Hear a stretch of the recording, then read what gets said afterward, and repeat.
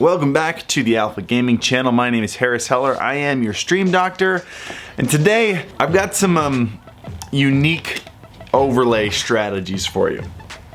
We're gonna talk about something you've probably never tried to do before. But before we start, I wanna let you know the Colorware giveaway that I'm really excited about starts today. Colorware said they would give away either an Xbox controller, a PlayStation controller, Switch Joy-Cons or Pro controller, or a Logitech gaming mouse. It's totally up to you guys, and the giveaway is going to be announced tomorrow on Friday during my 24-hour stream. And entering is really simple. We've done this before, it's been really fun. All you have to do is retweet my Colorware tweet, go to the link in the tweet, also in the description down below. It'll take you to the Colorware site where you design your own mouse or controller. Take a screenshot of your best design, tweet it at me. During the 24-hour stream starting on Friday, I'll be picking my very favorite design, and that person will be sent their customized designed controller or mouse. We've had some really cool ones in the past. I'm excited to see what you come up with this time.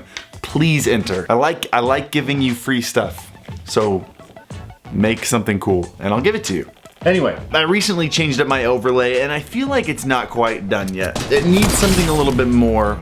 But I branched out a little bit. I tried to do something new. And because I liked it so much, I made one for you. If you look at it, it's kind of a semi-transparent, holographic, crystal-looking overlay. And that probably sounded super pretentious when I described it that way. But the effect is really cool. I just don't think I've perfected my own design yet. Anyway, I liked it. I like the effect a lot. I made one for you. I put it in the Dropbox. But I put it in there like 2 weeks ago, and I've had a lot of people say, hey, I tried to use your overlay and I have no idea what these files are for. So let's go over it real quick. The whole effect of this design is that the overlay itself is semi-transparent, so you're seeing through it to the screen behind it. I actually did something extra on mine. I added a blur only in the areas behind my overlay. I'm gonna show you kind of how to do that. Anyway, just bear with me. You'll understand as we go on. This is how you use this overlay from start to finish. Ready? Cool. So the magic behind this effect is that there's actually 2 layers of the gameplay.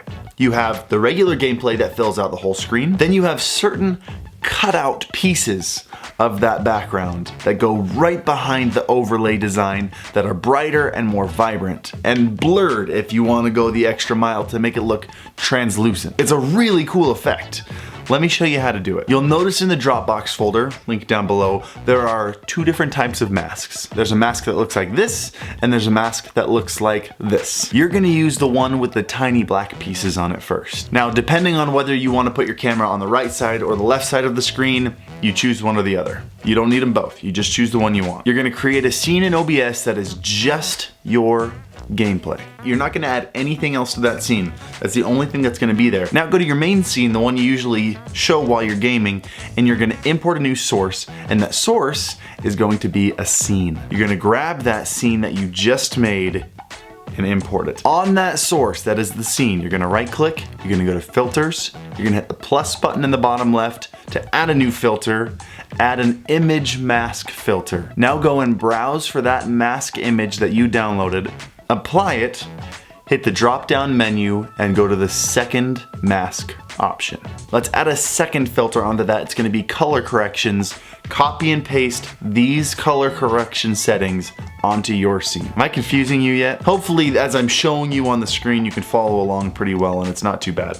And let me explain why we're doing this, by the way. The goal is obviously to get a brighter, more vibrant image behind the crystal design. But the reason we had to go through all of that is you can't import the same source twice and put 2 different filters. If you were to import the same source, like your gameplay, twice and put a filter on one of them, that same filter would apply to both. So by making this one its own separate scene and importing it, you're putting this filter on the scene, not on the source. It allows you to manipulate them totally differently. You can add different color correction, different filters to essentially the same source. Again, I hope this is still making sense. Now that you've got that little section that's a little brighter and more vibrant, you're gonna import the WebM file, which is the animated overlay as a source. Make sure when you import it, you check the little loop section that's gonna keep it playing continuously. It's only about a 5-second video If you don't check the loop section, it's just gonna disappear in 5 seconds. Size it perfectly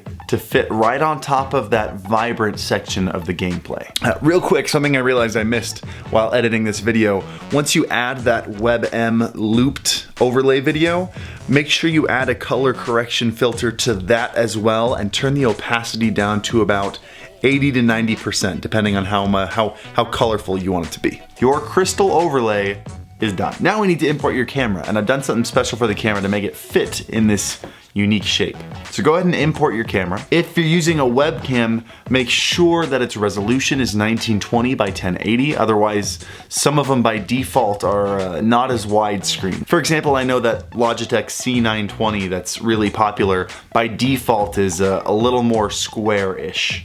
We need to make it 16 by 9 widescreen. We're gonna do to the camera what we did to the other scene. You're gonna right click on it, go to filters, hit the plus button in the bottom left, add an image mask, and now you're gonna use that second image mask where the black takes up almost all the screen. Again, click on the drop down menu, go to the second option, and now size it properly and move it exactly where it needs to be in order to fit in the overlay. And for the most part, you're all set. I would recommend you throw some color correction on your camera if you want yourself to look a little more vibrant. I talked about it and gave you specific settings on how to do that in this video. If you click the little eye in the top right of the screen, I've got a little card in there to lead you to that video. Also linked down in the description below. And I mentioned earlier that I would say something at the end if you wanted to go the extra mile. Now, I really wanted my overlay to look translucent. If you don't know what translucent means, it basically means it's like a stained glass window. You can see through it, but the light on the other side is refracted and bent and blurred in different directions. I'm not going to tell you exactly how to do that because I had to download a third-party blur plugin, and when I installed it, it was really sketchy. I almost broke my OBS, and the last thing I want to do is be responsible for a lot of you breaking OBS. So if you want to go and find it and figure out how to install it, be my guest. I'm not going to try to help you with that. But the only other step you'd have to take is add a blur to that scene that we imported as a source, that initial scene. Make sure you add it before adding the mask. That's going to make it look translucent.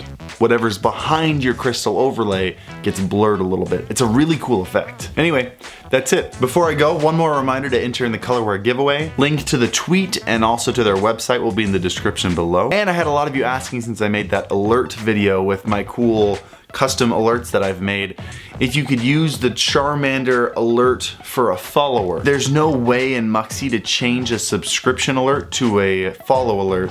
So what I've done is I've uploaded all of my animations to this Dropbox folder. If you want to try to import them into Muxy or Stream Elements or Streamlabs yourself, you're more than welcome to. Use them however you want. I do just ask that if you use any of these designs that I've made for free, that you take the panel that's also in the Dropbox and place it somewhere on your channel, just giving me some credit for it and linking to my Twitch channel so people know where you got it from. But anyway, I hope this helps. Thank you for watching, and as always, happy streaming.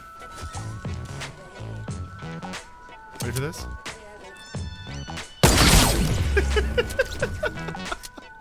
I want a llama!